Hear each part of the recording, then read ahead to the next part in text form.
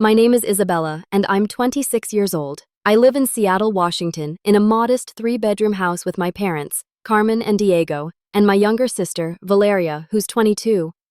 On the outside, we might look like a typical close-knit family. Neighbors wave when they see us unloading groceries together. Relatives comment at gatherings about how lucky my parents are to have two daughters under one roof. But behind closed doors, the reality is very different. I've always been the dependable one. The quiet daughter who gets up early, works long shifts, and comes home exhausted but still manages to cook dinner. The daughter who doesn't complain when the bills pile up. The daughter who sacrifices small joys, new clothes, vacations, nights out, so that everyone else can have theirs. That's me. For the past 2 years, I've been the one carrying almost every financial responsibility in this house. The electricity, the water, the internet, the groceries, all of it comes from my paycheck. On top of that, I've been secretly covering Valeria's college tuition. She thinks our parents handle it, but they don't. They couldn't. I didn't want her to feel pressure or drop out, so I took that burden quietly, telling myself it was worth it. Valeria doesn't know. She's always been treated like the golden child, loud, fiery, entitled, but adored. If she wants something, somehow, she gets it. New clothes, expensive skincare, gadgets she hardly uses. My parents always find a way, even if the way is me stretching my paycheck to cover what they can't. I thought this was what family meant: sacrifice, compromise, putting others before yourself. I told myself that one day they'd appreciate it, that one day Valeria would look back and realize her sister had been her safety net all along. But I was wrong. It happened on an ordinary Sunday evening. I had just come home from a long day at the clinic. I work at a local medical technology company, not glamorous, but steady. That evening, my feet ached and my head throbbed from back-to-back meetings. Still, I dropped my bag, washed my hands, and started cooking dinner: roast chicken, garlic potatoes, and a simple salad. Valeria sat on the couch scrolling on her phone, laughing at some video while I chopped vegetables. My parents watched TV in the background. By the time everything was ready, I was exhausted, but there was a small sense of pride seeing the table full. We sat down together like we always did. Plates passed around, laughter, small talk. For a moment, it almost felt normal. Then it happened. There was one last piece of chicken left on the platter. I took it, not thinking much of it. I had been cooking all evening, after all. But Valeria's voice cut through the air. "Really, Isabella? You're taking the last piece?" I looked up, confused. "Yes. Why?" Her eyes narrowed. "You always act like you deserve more, like everything should go your way." I blinked, stunned. "Valeria, I literally cooked this entire meal. It's just a piece of chicken." I even smiled a little, thinking she was joking. But she wasn't joking. She stood up so fast her chair screeched against the floor. Before I could process what was happening, she slipped off her sandal and slapped me across the face with it. The sting shocked me. The heat spread across my cheek, but what cut deeper wasn't the sandal, it was what came after. Silence. Then my father chuckled. "Maybe you shouldn't tease her," he said casually, as though I had invited the slap. My mother shook her head, a small laugh slipping out. "Oh, Isabella, don't be so dramatic." "And Valeria?" She smirked, smug, victorious, like she had just proved something. I sat there frozen, staring at them, the sandal still dangling from Valeria's hand. The people who knew exactly how many hours I worked, how many bills I paid, how many sacrifices I made, laughing while I sat there humiliated. I didn't cry. I didn't scream. I didn't even move right away. I just stared at their faces, committing every expression to memory. My sister's cruel little smile, my mother's amused chuckle, my father shaking his head like I was a child throwing a tantrum. That was the moment something inside me shifted. Not like a snap, more like a quiet, steady click, a realization. The people I had sacrificed for the most were the ones who valued me the least. The rest of dinner passed in a blur. I didn't taste the food. I barely heard the conversation. My cheeks still tingled, but the real pain was in my chest. Not because of the slap, but because of the laughter. Because of the silence where there should have been protection. Because of the absence of respect. When the plates were cleared and everyone drifted back to their corners of the house, I stayed at the table. I sat there in the dim kitchen light, staring at the empty dishes, and made myself a promise. This was the last time I would let anyone treat me like I was nothing. That night, I lay in bed wide awake. Every memory of the last 2 years replayed in my head. The long hours, the skipped meals, the tuition payments, the groceries, the way I quietly kept everything running so no one else had to worry. They knew. They had always known. And still, they laughed. I realized then that I wasn't just tired. I was done. I didn't sleep that night.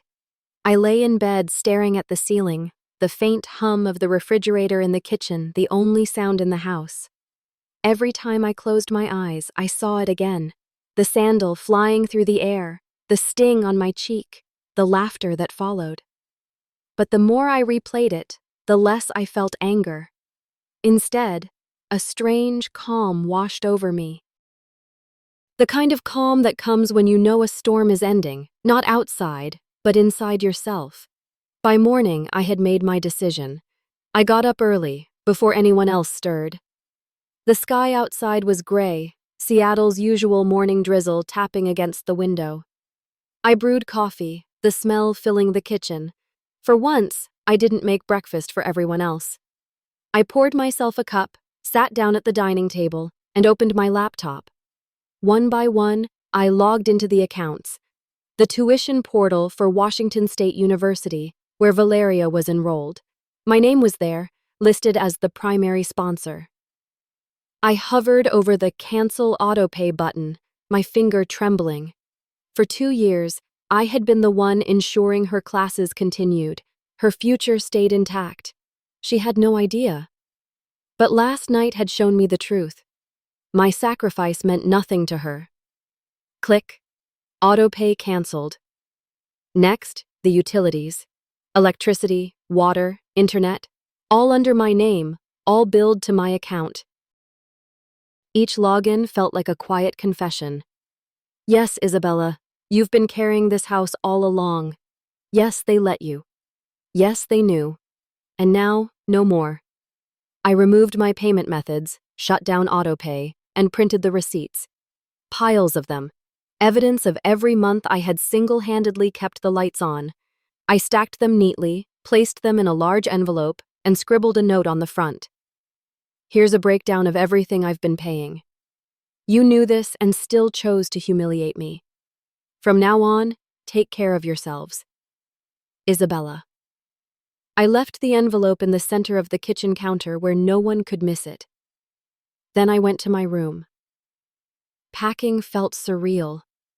I pulled out my small navy blue suitcase, the same one I used when I occasionally stayed at work conferences, and began folding clothes into it. Not many, just enough to get by for a while. A few pairs of scrubs for work, jeans, sweaters, my toothbrush, my laptop, the essentials. Everything else could stay. As I zipped it shut, my eyes landed on the framed photo on my nightstand. It was from years ago. Me, Valeria, and our parents at Pike Place Market. I remembered that day clearly. I had paid for everyone's lunch and souvenirs, though no one remembered. In the photo, Valeria was laughing, my parents beaming. I looked tired, but happy. I slipped the photo face down and walked away. At 8 a.m., while the house was still quiet, I rolled my suitcase down the hallway. The wheels clicked against the wooden floor, echoing like footsteps of finality. I opened the front door, breathed in the cool, damp air of the Seattle morning, and stepped outside. I didn't say goodbye. I didn't slam the door. I didn't leave a dramatic scene, just silence. I called an Uber and headed straight to my friend Ria's apartment across town. She had once told me, "If you ever need to get away, my couch is yours." At the time, I'd laughed, thinking I'd never need it.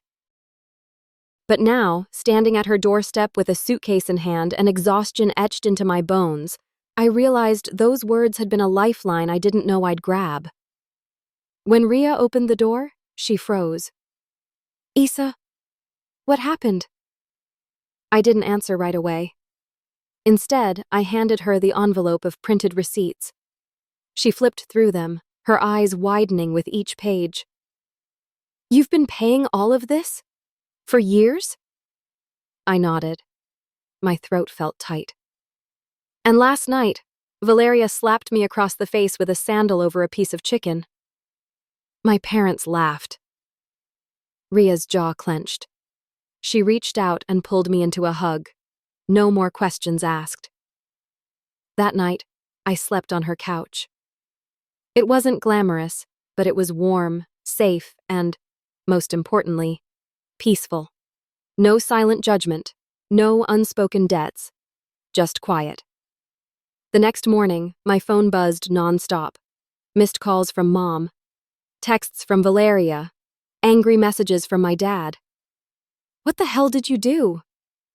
Valeria's text read, "The Wi-Fi's not working. I can't log into my classes. Did you seriously cancel my tuition? Are you trying to ruin my life?" Another one followed. "You're so selfish, Isabella. Selfish. Selfish." I stared at the word on the screen, a bitter laugh escaping my lips. For years, I had skipped meals so she could eat. I had worked late hours so she could study. I had worn the same shoes until the soles thinned out so she could have new ones. And now, because I had finally stopped, I was selfish. I didn't reply. A few hours later, Ria walked into the living room holding her phone. "Cam, you need to see this." On Facebook, my mom had posted a long, dramatic paragraph. Some people forget where they come from. They turn their backs on their family after everything we've done for them. It's heartbreaking.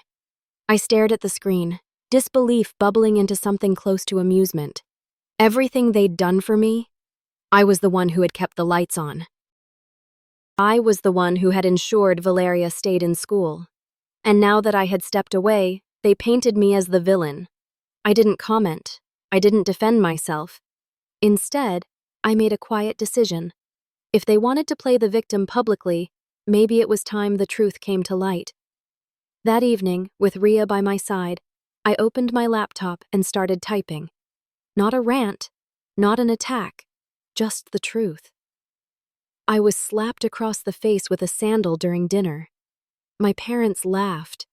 They knew I had been paying every bill, every grocery, every tuition payment in this house for years. And when I walked away, they called me selfish. So I left. And now they're angry. Not because I abandoned them, but because their free ride is over. I hit publish. And just like that, the silence was broken. When I clicked publish on that blog post, I didn't expect anything. Honestly, I thought maybe a few of my friends would read it, leave a comment or two, and that would be the end of it. I wasn't trying to get attention. I wasn't even trying to embarrass my family. I just wanted the truth to exist somewhere outside of my own head. But by the next morning, my phone wouldn't stop buzzing. Notifications poured in so fast I could barely keep up. Comments, shares, messages. The post had taken on a life of its own. At first, it was just a handful of people from Seattle, friends of friends, coworkers, distant acquaintances, but then it spread further. By noon, it had been picked up by a few community pages, and that's when everything exploded. I scrolled through the comments, my hands trembling. "Same thing happened to me. Thank you for speaking up. You did the right thing. Family doesn't mean putting up with abuse." Wow. This is exactly what I needed to read today. You're stronger than I could ever be. I read them with tears in my eyes. For so long, I had felt invisible, like nothing I did mattered. But here were thousands of strangers telling me they saw me, they believed me, they understood, and for the first time in years, I felt seen. Meanwhile, back at my parents' house, chaos was brewing. Ria showed me screenshots of the comments under my mom's dramatic Facebook post. Someone had written, "Is this about your daughter Isabella? I saw her story." You should be ashamed. By the evening, Carmen deleted her post entirely, but the damage was already done. People in our small community were talking. I tried to stay calm, but inside, I felt something new, something I wasn't used to. Power. Not power over anyone else, but power over myself. My story wasn't theirs to twist anymore. It was mine. That night, as I sat on Ria's couch scrolling through the comments, a message popped into my inbox. It was from a woman named Monica. Hi, Isabella. I run a financial advice page called Smart Choices. I read your post and I just want to say you are incredibly responsible, smart, and strong. Have you ever thought about writing about financial boundaries? We'd love to bring you on as a part-time writer. I blinked at the screen, stunned. Me? A writer? I'd never considered it. My entire life had been about working, saving, surviving. But here was someone offering me an opportunity, not because of what I could give them, but because of who I was. I typed back, my fingers shaking. I'd love to talk more. The next morning, the messages from my family shifted tone. Valeria had gone from rage to panic. Isabella, please, you embarrassed us online. The whole school is talking about it. Professors know. My friends know. You ruined everything. Then another message. Can we just talk? Please. I didn't answer. Then came Carmen. Camila. The power's been cut off. We don't have internet. The water's next. Can't we just fix this? Come home, mija. Let's forget everything. I almost laughed. Forget everything. As if the slap never happened. As if the laughter never echoed in my ears. As if years of silent sacrifice could be erased. And then Diego called. This is your family, Isabella, he said, his voice low and heavy with guilt. You don't turn your back on blood. We didn't mean to hurt you. Valeria's just a kid. Don't punish everyone over one small thing. One small thing.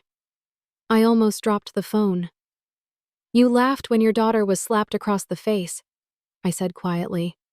That's not a small thing. There was silence. Then a sigh. And then he hung up.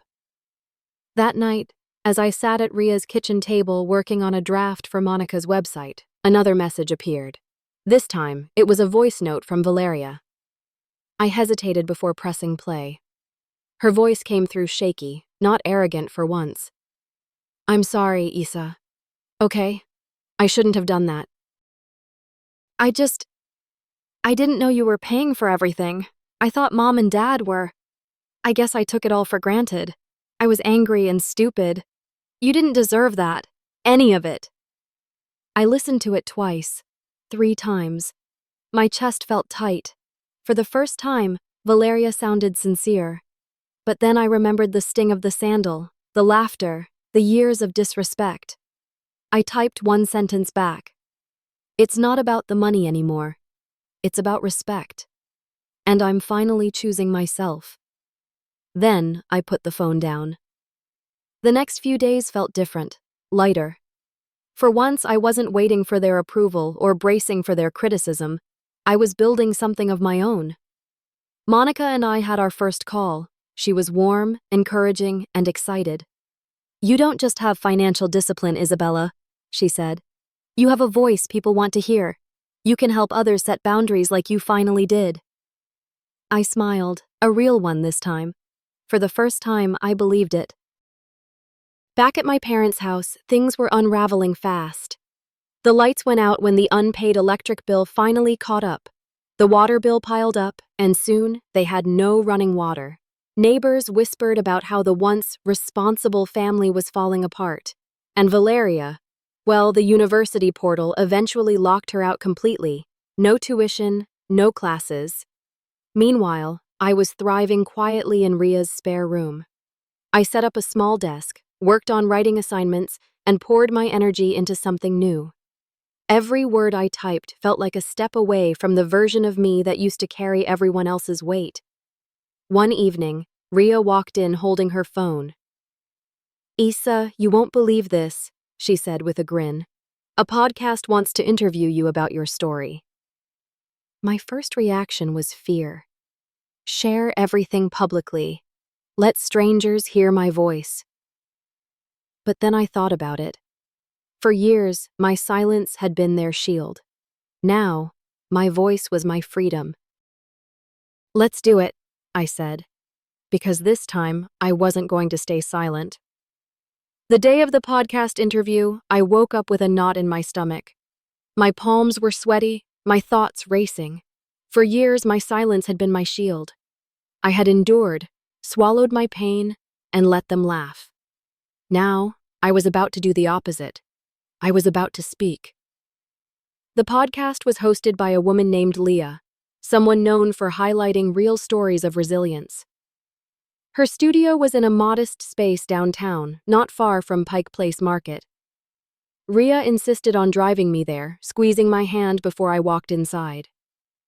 "Isa," she said softly, "you don't owe anyone silence anymore. This is your truth. Say it." Leah greeted me warmly, her voice calm, her smile reassuring. We sat across from each other in a cozy recording room, microphones between us. She asked if I was ready. I nodded, though my heart was pounding so hard I wondered if the mic could pick it up. The interview began gently. She asked me about my background, my job at the tech company, what it was like living with my family in Seattle. Slowly, the questions dug deeper. "And then came the night of the Sandal," Leah said quietly. I swallowed hard. My voice trembled at first as I recounted the dinner table, the sting on my cheek, and the laughter that followed. I felt my throat tighten, but Leah's steady presence kept me going. "The slap wasn't the worst part," I said, my voice firmer now. "It was seeing my parents laugh. They knew I had been paying the bills. They knew I'd been covering Valeria's tuition, and they still chose to laugh." Silence hung in the air. For once, silence didn't feel like humiliation. It felt like truth.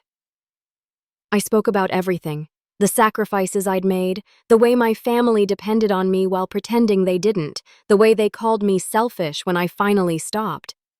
And then I said the sentence that had been sitting heavy in my chest for months. Respect is not optional. Love without respect is not love at all. Leah's eyes softened. "That's powerful, Isabella. Thank you for saying it." The interview lasted an hour, but it felt like a lifetime compressed into 60 minutes. When it ended, I felt lighter. Nervous, but lighter. Like I had finally unclenched a fist I hadn't realized I'd been holding for years. 2 days later, the episode went live. I wasn't prepared for what happened next. By that evening, the podcast had thousands of listens. By the end of the week, it had over 500,000. My inbox overflowed with messages from strangers, women, men, even teenagers. "Your story is my story. You gave me the courage to leave. I've been paying my family's bills for years and no one ever thanked me. I thought I was alone. Thank you." Some wrote paragraphs detailing their own struggles, others just sent 2 words. "Thank you." The ripple effect was bigger than I had ever imagined. Suddenly, my name was appearing in articles, being tagged on social media posts, discussed in online forums, but with recognition came consequences. Back at my parents' house, Carmen and Diego couldn't hide anymore. Neighbors who had once admired their perfect family now whispered behind their backs. At the grocery store, people looked at them differently. And Valeria? Her classmates shared the podcast link in group chats. Professors mentioned it indirectly during lectures. She couldn't escape it. I heard all this through Rhea, who kept an ear on the local gossip. "Your mom deleted her Facebook account," Rhea told me one evening. "And your dad, well, apparently he had an outburst at work when someone brought it up." I didn't smile. I didn't feel triumphant.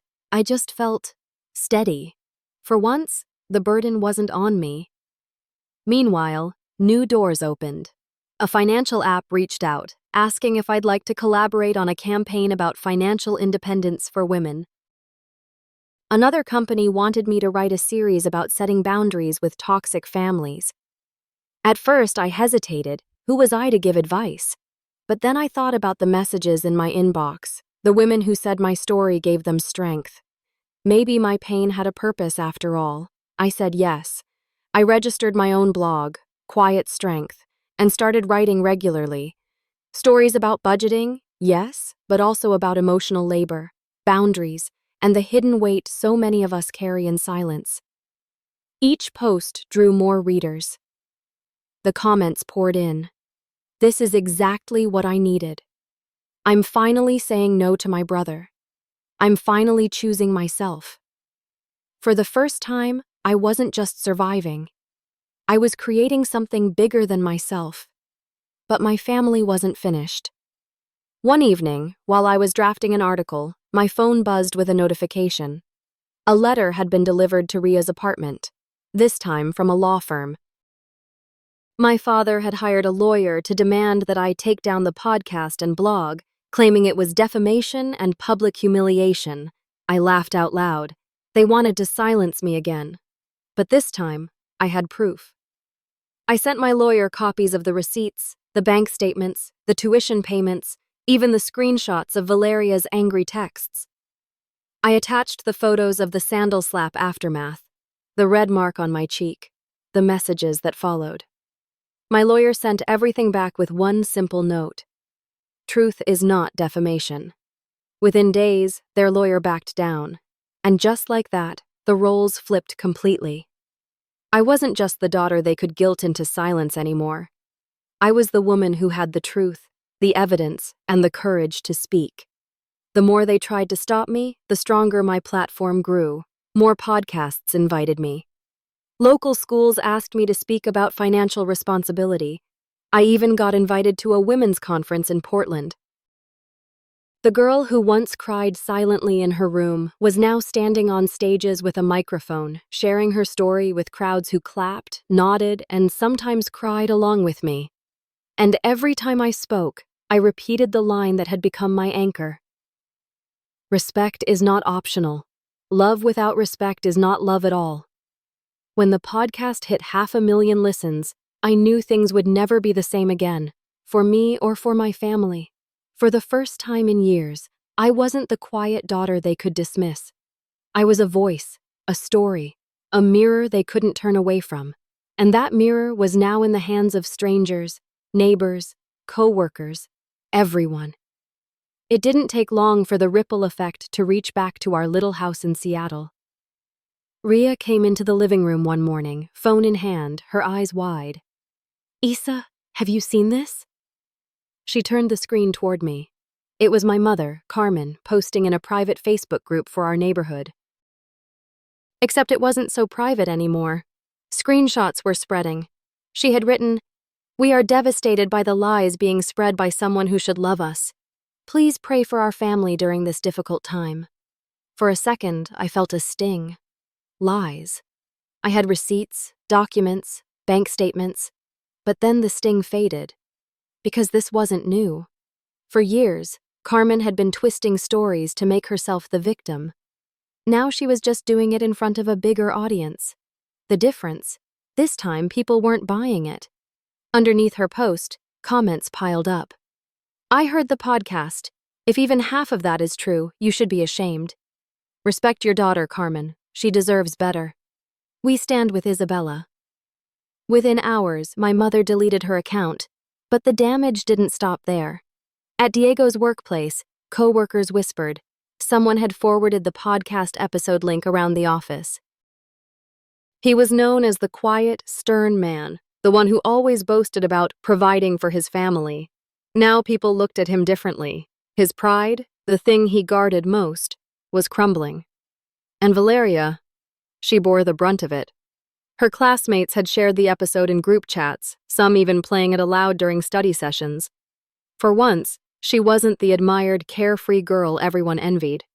She was the younger sister who hit her sibling with a sandal at dinner while living off money she didn't earn. I knew because I saw the messages online. So all this time, she wasn't on scholarship? No wonder she always acted entitled. If that were my sister, I'd be humiliated.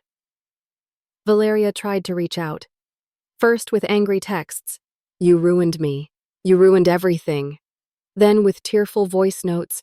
I didn't know you were paying for me. Please, Issa, you've made your point. Can't you fix this? But I didn't reply. Because the truth was, I hadn't ruined anything. They had. With their laughter, their silence, their disregard, all I had done was stop protecting them from the consequences. The spiral deepened quickly. 2 weeks later, Ria showed me a message from a mutual friend. Your parents' power was cut off, it read. I think the water's next. I pictured the darkened house, the silence, the arguments echoing through the same rooms where I once sat crying in frustration. And for the first time, I didn't feel guilt. I felt release. The bills I used to quietly pay now screamed in their absence. The tuition I had carried like a burden now stood like a locked gate in front of Valeria's college account. She had been officially expelled. The golden child's future, the one I had built with my sacrifices, was collapsing. And my parents? They turned desperate. Diego called me late one night, his voice rough with anger and exhaustion. Isabella, enough is enough. This has gone too far. You're destroying this family. I took a slow breath, gripping the phone tightly. No, Papa. I didn't destroy this family. You did, when you laughed instead of standing up for me. There was silence. Then he hung up. A day later, Carmen left me a voicemail, her tone dripping with guilt. Mi hija, you can't turn your back on blood. We didn't mean to hurt you. Valeria is just young. She didn't know. Please, come home. We need you. But I had learned something vital in those weeks. They didn't miss me. They missed my money, my silence, my willingness to sacrifice without thanks. And I wasn't going back to that. Meanwhile, my world kept growing. The blog Quiet Strength hit 50,000 regular readers. One of my articles, The Cost of Silence, was shared by a major women's magazine. A financial coaching company reached out, offering me a contract to write a monthly column. At work, my manager called me in for a meeting. I expected criticism. Maybe she had found out about all the side projects. Instead, she smiled. Isabella, your leadership and work ethic haven't gone unnoticed. We'd like to promote you to project manager. I stared at her, stunned. For so long, I had felt invisible in every part of my life.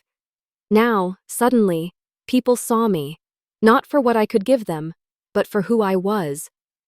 That night, I treated myself to dinner in a little Italian restaurant near Capitol Hill. I ordered pasta, wine, and dessert, all without calculating how much I'd have left afterward. I paid the bill with ease and walked out into the cool Seattle night air, feeling free.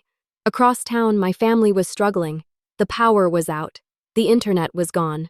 Valeria was scrambling for work she wasn't prepared for. Diego's pride was cracked. Carmen's image was shattered. And I was rising. Not out of revenge, but out of release. Because I had finally realized, sometimes the strongest thing you can do is not fight to be seen in a place that refuses to see you. Sometimes the strongest thing is to walk away and let the silence do the talking. If this story touches you, drop a number 1 in the comments. Every one reminds us that these stories matter, and it gives us the motivation to keep sharing them with you. The weeks after my promotion passed in a blur of new responsibilities and unexpected opportunities. For the first time in my adult life, I woke up excited to face the day. At the office in downtown Seattle, people came to me with questions, not demands. My voice carried weight in meetings. My opinion mattered. But outside the office, my second life was growing even faster. Quiet Strength, the blog I had started as a personal outlet, had exploded. What began as one raw post about being slapped at dinner had turned into a full-scale platform. Tens of thousands of readers tuned in weekly. Some wrote me letters, others shared their own stories of family betrayal and resilience. I was no longer just Isabella Torres, the daughter who paid everyone's bills. I was Isabella Torres, the writer, the advocate, the woman who gave people permission to walk away from toxic families. And then came the email that changed everything. It was from The Women's Voice, a national magazine based in New York. Isabella, we read your blog. We think your story resonates with women everywhere.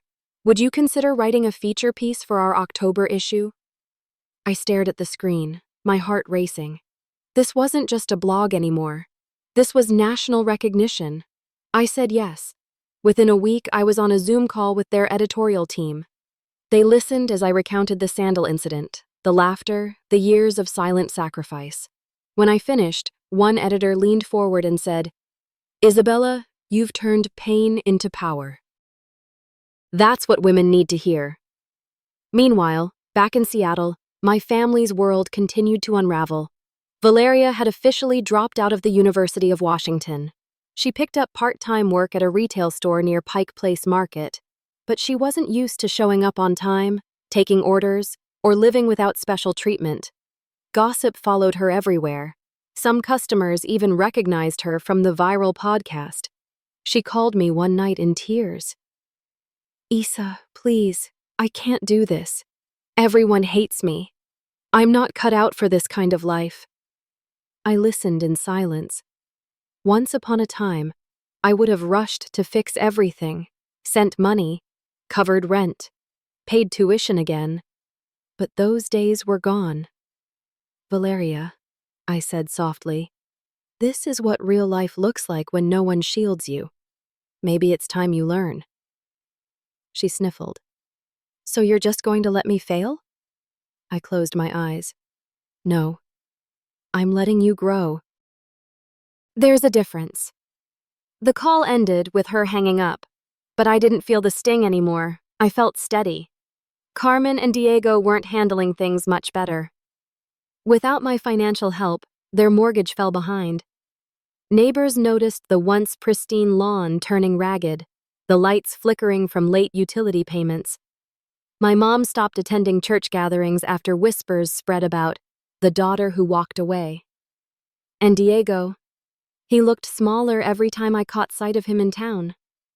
The proud man who once puffed his chest now avoided eye contact, his reputation at work chipped away by whispers of hypocrisy. One afternoon, my Aunt Mariana, my mother's older sister, called me. She rarely involved herself in family drama, but her voice was gentle. "Isabella, I just want you to know. I'm proud of you. I saw your article. I never realized how much you carried." Her words cracked something open inside me. For years, no one in the family had ever said those words. "I'm proud of you."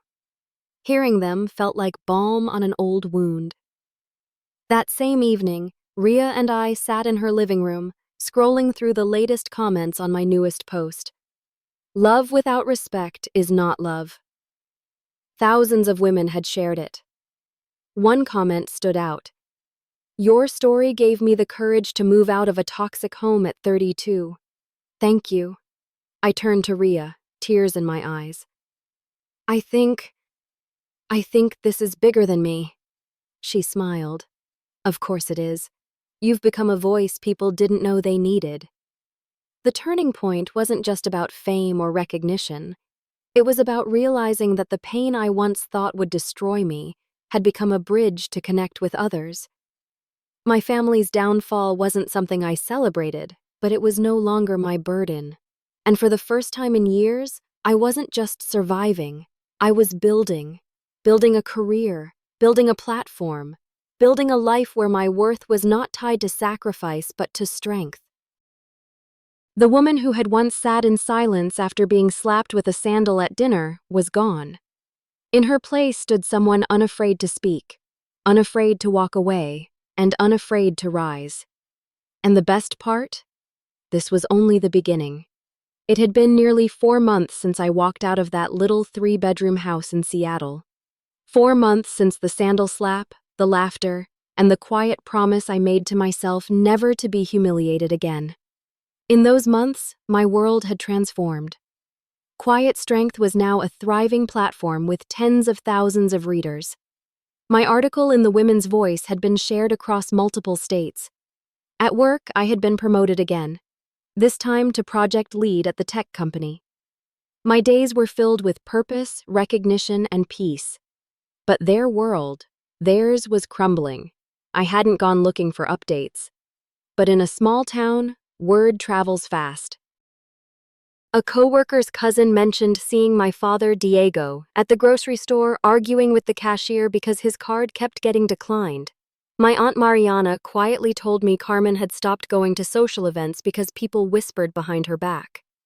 And as for Valeria, she was barely hanging on. Rumors spread that she had been fired from her retail job after missing too many shifts. Then, one Sunday afternoon, my phone buzzed. It was a number I didn't recognize.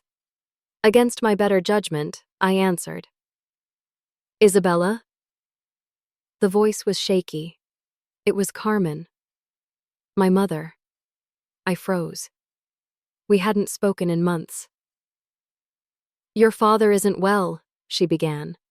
The stress, the bills, everything. It's taken a toll. He's been drinking more. He's not himself. She paused, then added, Can you come by? Just once. Please.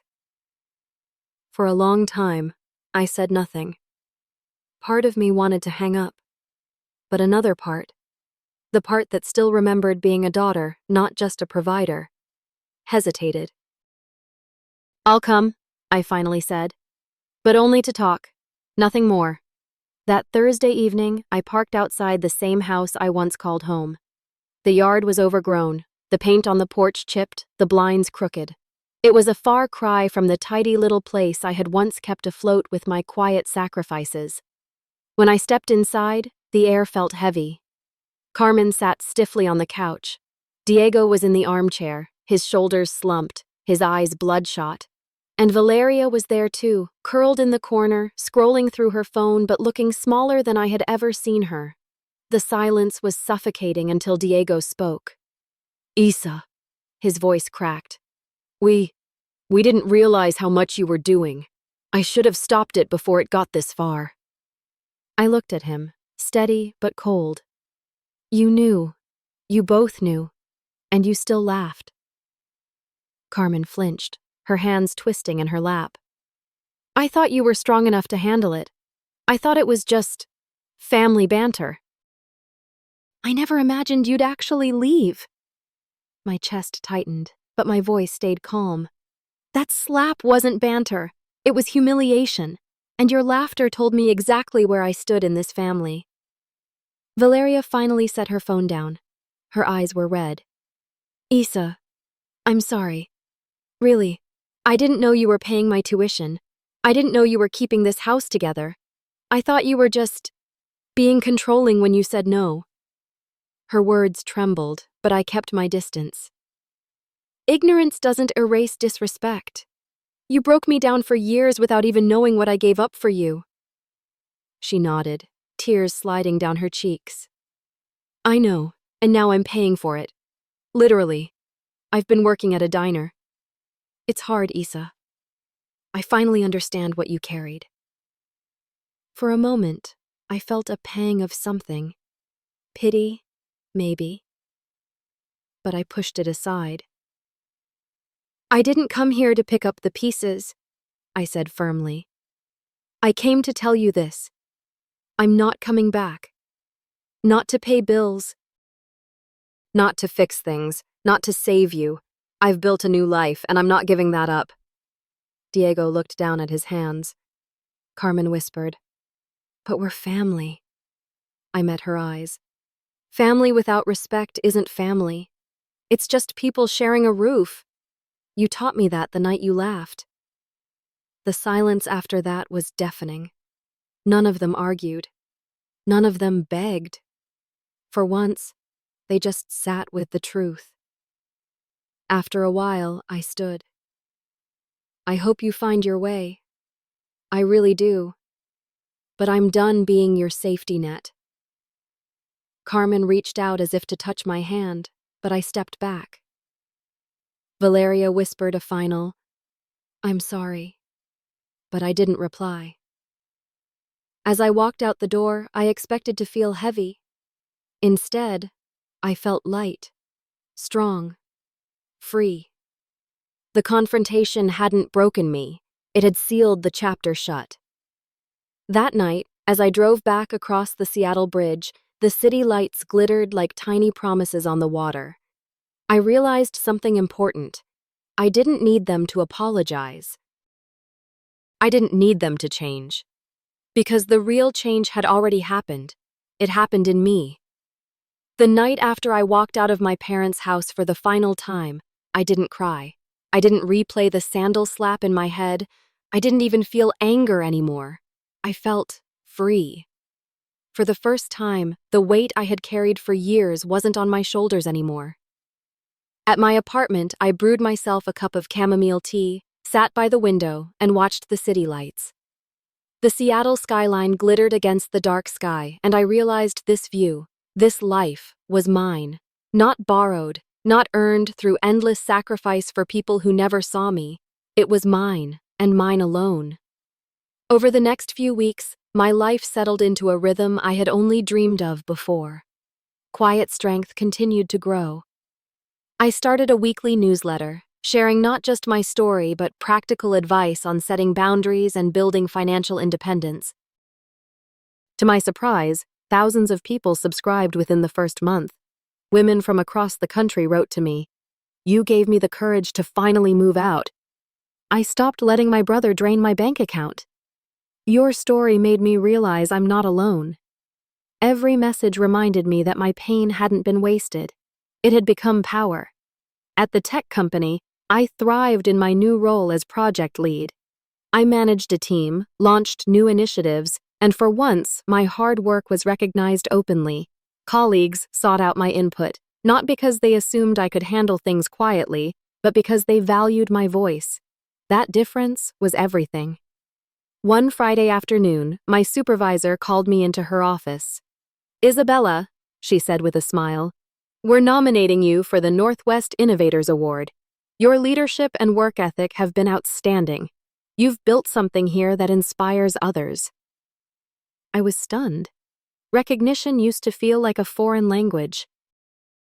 Now, it was becoming part of my everyday. Outside of work, my circle grew stronger too. Ria remained my rock, encouraging me every step of the way. My Aunt Mariana visited often, bringing warmth and quiet support. And slowly, my home turned into a place of joy. Dinners filled with laughter, not tension. Mornings filled with peace, not demands. Meanwhile, news of my family trickled in now and then. Diego struggled with his drinking. Carmen withdrew from her social circles. Valeria worked shifts at a diner and was rumored to be considering night school, this time without shortcuts. I didn't gloat. I didn't even feel bitter. Their downfall wasn't my victory, it was their lesson. The real victory was my life. 3 months later, something unexpected happened. I received an invitation to speak at a women's conference in San Francisco. The topic? Boundaries, respect, and building a life on your own terms.